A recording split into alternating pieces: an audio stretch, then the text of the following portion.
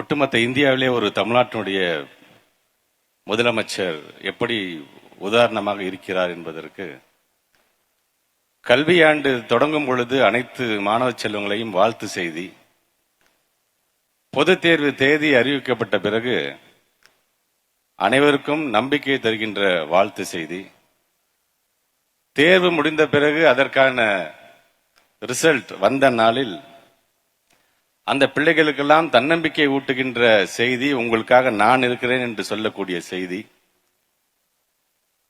கல்வியாண்டு முடிந்து விடுமுறைக்கு செல்லும் பொழுது அனைவரும் பயனுள்ள வகையில் அந்த விடுமுறையை நீங்கள் பயன்படுத்திக் கொள்ள வேண்டும் என்கின்ற அந்த ஒரு அக்கறையான செய்தி.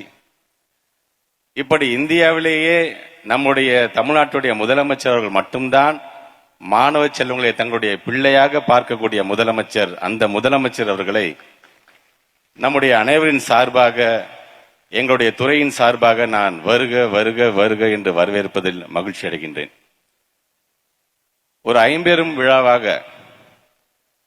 குறிப்பாக இன்றைக்கு எங்களுடைய தலைமை ஆசிரியர்கள் பள்ளி கல்வித்துறையில் இதுவரை இல்லாத ஒரு மிகப்பெரிய ஒரு சாதனையாக, ஹையர் செகண்டரி ஸ்கூல் என்று வரும்பொழுது ஏறத்தாழ 386 பள்ளிகள், ஹை ஸ்கூல் என்று வரும்பொழுது 1342 பள்ளிகள் என்று ஏறத்தாழ 1728 பள்ளிகள் 100% இன்றைக்கு நாங்கள் ரிசல்ட் கொடுத்திருக்கிறோம் என்று சொல்லும்போது இது ஒரு மிகப்பெரிய சாதனை.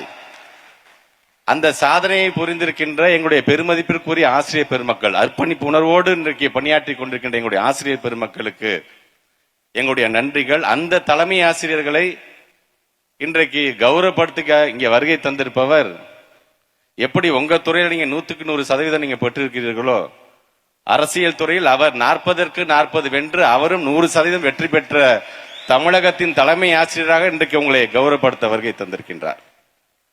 அது மட்டுமல்ல, திறன் வகுப்புகள், ஸ்மார்ட் கிளாஸ் ஏறத்தாழ 22,000க்கும் மேற்பட்டிருக்கிற ஃபர்ஸ்ட் பேஸ்ல அதை திறந்து வைக்கின்ற அந்த ஒரு நிகழ்வு இந்த மாதம் இறுதிக்குள்ளாக மீதம் இருக்கின்ற 17,000 பள்ளிக்கூடங்களையும் அதை நாங்கள் கொண்டு வர போகின்றோம். ஸ்மார்ட் கிளாஸ் மட்டும் கொண்டு வந்தா போதுமா, அதுக்கு தேவையான இன்டர்நெட் ஃபெசிலிட்டி என்று சொல்லும்போது இன்றைக்கு அதையும் சேர்த்து நம்முடைய தமிழ்நாட்டு முதலமைச்சர் வழங்கியிருக்கின்றார். இன்றைக்கு அதற்கான ஒரு நிகழ்வு.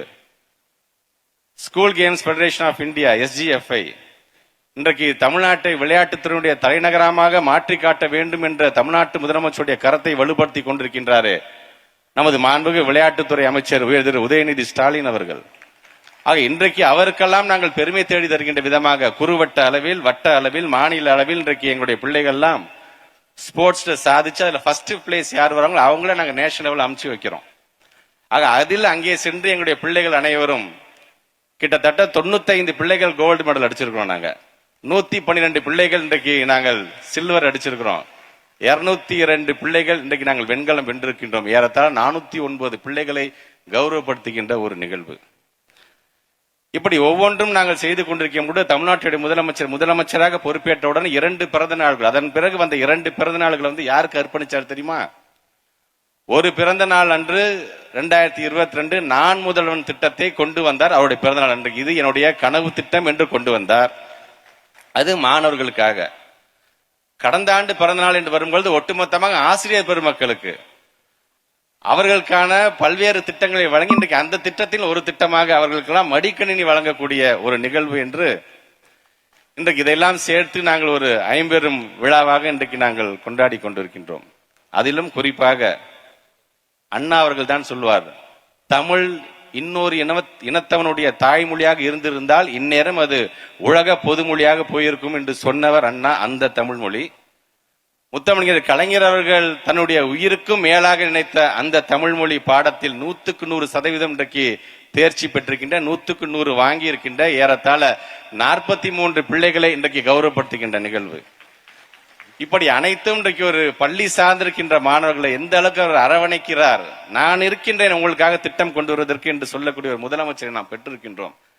இப்படிப்பட்ட ஒரு முதலமைச்சர் இருக்கும்போது இன்னும் எங்களுடைய பிள்ளைகள் அதிகப்படியான சாதனைகள். நான் சொன்னது வெறும் 1728 பள்ளிக்கூடங்கள் நாங்கள் 100% கொடுத்திருக்கோம் போது மற்ற பள்ளிக்கூடங்கள்லாம் 98%, 99% ஏதாச்சும் ஒரு சப்ஜெக்ட்ல ஒரு குழந்தைங்க ஃபெயில் ஆனா கூட அது அந்த மாதிரி ஆயிடுது.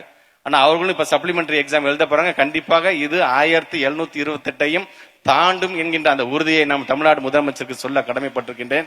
ஆக இப்படி தொடர்ந்து இந்த 4 ஆண்டுகள்ல மட்டும் கிட்டத்தட்ட 1,54,000 கோடி எங்களுடைய பள்ளிக்கல்வித்துறைக்கு என்று ஒதுக்கியவர் நம்முடைய தமிழ்நாட்டுடைய முதலமைச்சர் அவர்கள்.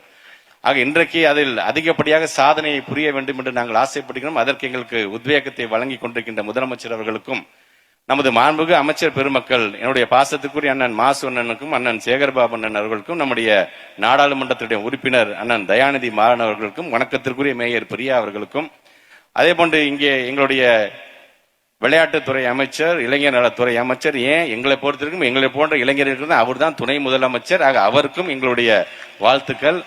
அதே போன்று வருகை தந்திருக்கின்ற சட்டமன்றத்தினுடைய உறுப்பினர் அண்ணன் பரந்தாமன் அவர்களுக்கும், அதே போன்று வருகை தந்திருக்கின்ற அண்ணன் சாமுவேல் அவர்கள் உள்ளிட்ட எங்களுடைய துறையை மிக அழகாக மிக வலிமையோடு இன்றைக்கு வழிநடத்தி கொண்டிருக்கிற எங்களுடைய பிரின்சிபல் செக்ரட்டரி எங்களுடைய குமரகுருபரன் IAS அவர்களுக்கும், ஆர்த்தி மேடம் அவர்களுக்கும், இயக்குனர் அறிவொளி சார் உள்ளிட்ட வருகை தந்திருக்கின்ற அனைத்து இயக்குனர் பெருமக்களுக்கும், அதே போன்று நம்முடைய CM ஆபீஸ்லிருந்து வருகை தந்திருக்கின்ற நம்முடைய சண்முகன் சார் உள்ளிட்ட எங்களுடைய கஜலட்சுமி மேடம் இருக்கிறாங்க, எங்களுடைய வெங்கட் பிரியா மேடம் இருக்காங்க, எங்களுடைய டைரக்டர்ஸ், இப்படி எல்லாரும் இது ஒரு குடும்பமாக இன்றைக்கு நாங்கள் செயல்படுத்தி கொண்டிருக்கின்றோம்.